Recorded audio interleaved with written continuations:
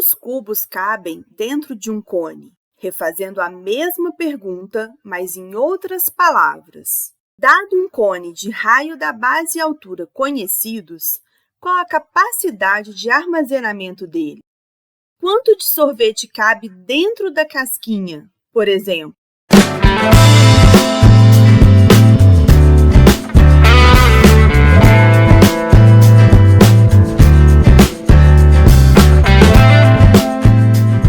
Olá, eu sou Joyce Pimentel, professora e pesquisadora de matemática, e neste IMF, escrito em parceria com o professor Tiago Reis, falaremos sobre o volume de sólidos.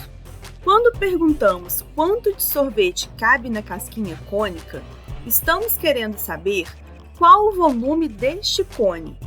Volume é a medida do espaço tridimensional delimitado por uma ou mais superfícies. Na verdade, como falamos no IMEV sobre grandezas incomensuráveis e números irracionais, toda medida é uma comparação com um padrão. Então, volume é a comparação do tamanho tridimensional de um objeto com o tamanho tridimensional de um objeto padrão. E qual é o padrão de volumes? Para volumes, seguimos o mesmo raciocínio utilizado para a área.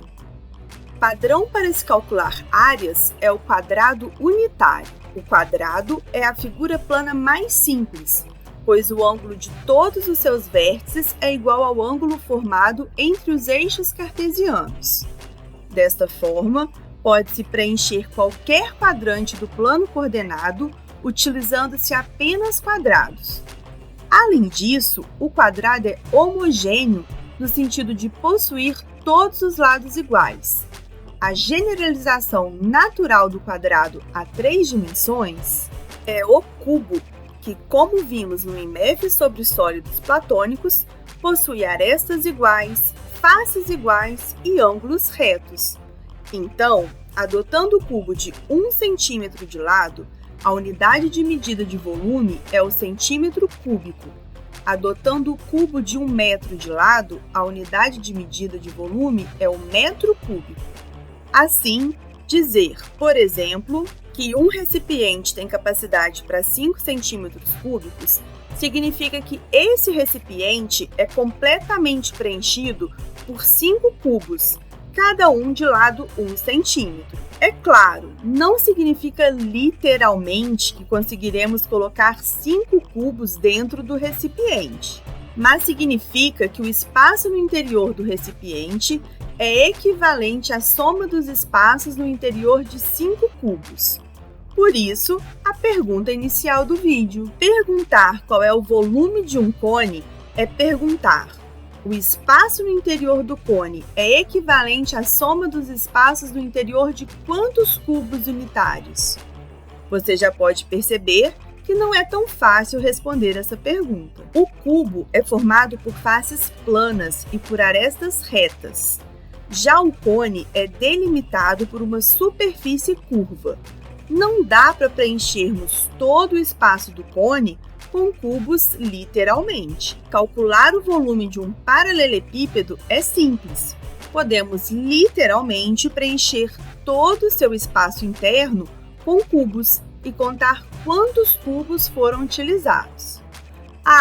É claro, pode ser necessário uma quantidade não inteira de cubos. Já no cone, o mesmo procedimento não é suficiente. Como determinar, então, seu volume em função do raio da base e da altura? De forma geral, entendemos uma folha de papel como um arquétipo de um plano. É claro que toda folha de papel, por mais fina que seja, não é rigorosamente uma figura plana. Mas, se pararmos para pensar, qual objeto com massa é plenamente plano, né? Desculpa, não resisti ao trocadilho. No entanto, a folha de papel é o modelo de uma figura plana, pois sua espessura tão pequena é desprezível. Agora, note que um objeto tridimensional pode ser reproduzido com uma justa posição de figuras planas, uma em cima da outra. Por exemplo, Um paralelepípedo pode ser obtido pelo amontoar de folhas retangulares. Um cilindro circular pode ser obtido pelo amontoar de folhas circulares. É assim que trabalham algumas impressoras 3D. Elas adicionam camada por camada, uma após a outra. Essas camadas são os análogos das figuras planas dos nossos sólidos. Olhando para o cubo ou para um paralelepípedo, não é difícil perceber que seus volumes podem ser calculados pelo produto entre a área da base e a altura. Por exemplo, num paralelepípedo cuja área da base é 4 cm² e a altura é 3 cm, o volume é de 12 cm³. Se transformarmos as folhas sem acrescentar ou retirar 1 miligrama sequer de papel, então obtemos um outro sólido, mas com a exata quantidade de papel do sólido anterior. Ou seja, o novo sólido, embora tenha dimensões diferentes, tem o mesmo volume do sólido anterior. Na verdade, não importa o formato das folhas. Se não adicionarmos e nem perdermos papel, o novo sólido terá o mesmo volume do anterior. Desta forma, o volume do prisma triangular continua sendo o produto entre a área da base e a altura. Isso continua verdade mesmo que o sólido não seja reto. Não importa como as folhas de papel ficam umas em cima das outras. Se são as mesmas folhas, elas determinam um sólido de mesmo volume. Percebemos, então, que se dois sólidos possuem a mesma altura e suas figuras planas, paralelas à base, possuem mesmas áreas, então os sólidos possuem o mesmo volume. Na verdade, o sólido nem precisa ser formado por figuras planas de mesmo tamanho. Por exemplo, se compararmos uma pirâmide quadrangular com um cone circular, se eles possuem a mesma altura e as folhas quadradas que formam a pirâmide possuem as mesmas áreas das folhas circulares que formam o cone, então a pirâmide e o cone possuem o mesmo volume.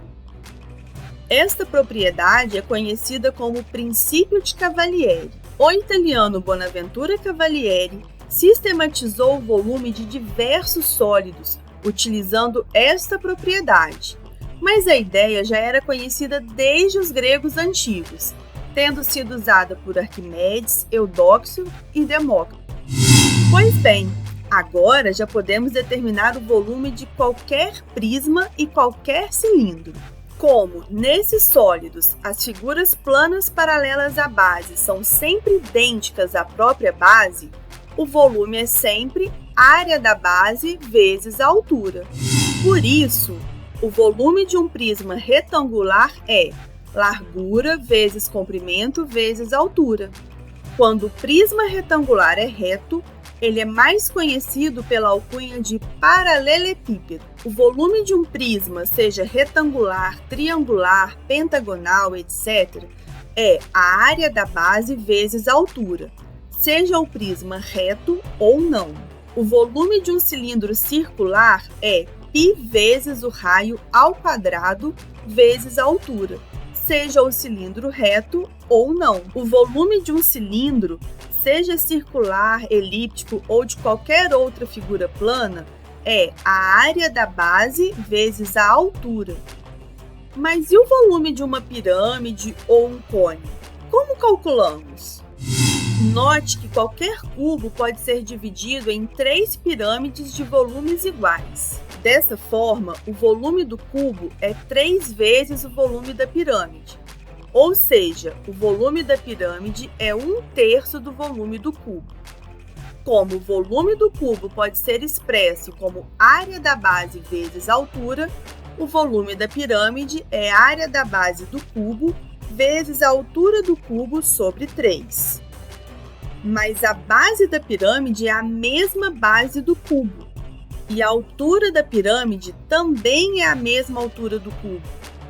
Assim, o volume da pirâmide é a área da sua base vezes sua altura sobre 3. Se tomarmos, então, uma pirâmide de qualquer base, Basta colocarmos lado a lado com uma pirâmide obtida do cubo de mesma altura e cuja área da base seja a mesma área da face do cubo. Desta forma, pelo princípio de Cavalieri, o volume da pirâmide qualquer é igual ao volume da pirâmide oriunda do cubo. Por isso, o volume da pirâmide qualquer é igual à área do quadrado vezes a altura sobre 3. Como a área da base da pirâmide qualquer é igual à área do quadrado e as alturas das pirâmides são iguais, temos que o volume da pirâmide qualquer é igual à área de sua base vezes sua altura sobre 3.